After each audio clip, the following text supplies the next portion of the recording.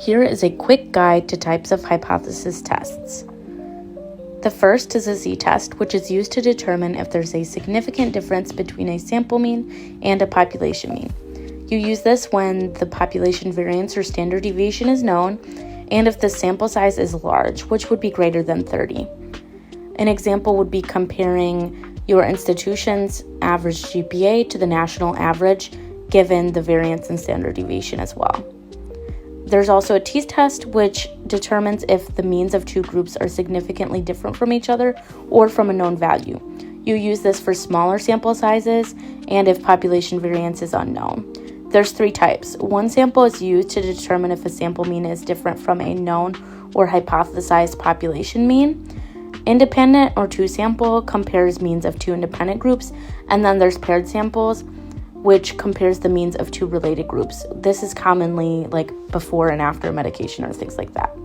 There's also ANOVA, which compares the means of 3 or more groups to determine if differences are statistically significant. There's one-way, which is 1 independent variable, and factorial uses 2 or more independent variables.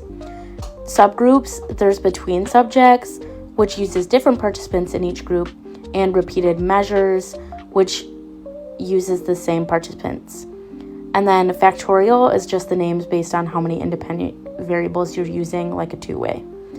Chi-squared is used to compare observed and expected data to see if the difference is due to chance or a specific relationship.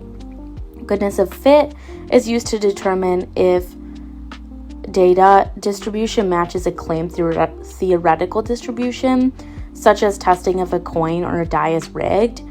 And then independent determines if there's an association between 2 variables, such as seeing if there's an association between chosen movie genre and type of snack. One-tailed tests and two-tailed tests are another one. One-tailed is for specific directional relationship, such as testing if a new medication decreases pain, and two-tailed tests for any change regardless of direction, such as testing if there's any change. F-test is used to compare variances of 2 populations or test the overall significance of a model. So this is very similar to a Z or T test, but comparing variance instead of means. There's also regression, which is used to determine if a linear relationship exists between a dependent variable and 1 or more independent variables. Multiple regression is used to predict the value of a dependent variable based on values of 2 or more independent variables, and linear regression just uses 1 independent variable. I hope this helps.